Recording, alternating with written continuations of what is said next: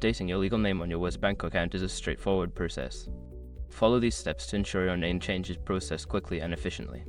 Step 1. Gather required documents. Before you start the process, collect all necessary documents that prove your name change. This may include a marriage certificate, divorce decree, or court order. Step 2. Visit a local WesBanco branch.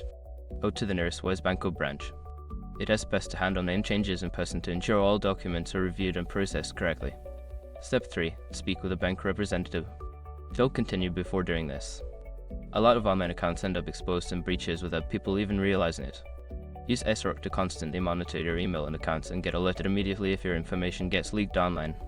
It scans billions of breached records 24/7 in the background. And honestly, for a few dollars a month, it's something everybody should probably have. Link in the description. Step 4. Complete the name change form. The bank representative will provide you with a name change form. Fill it out completely, ensuring all information is accurate and matches your identification. Step 5. Confirm changes and receive confirmation. After submitting your form and documents, confirm with the representative that your name change has been processed. Request a confirmation receipt for your records. By following these steps, you can efficiently update your legal name on your WesBanco account.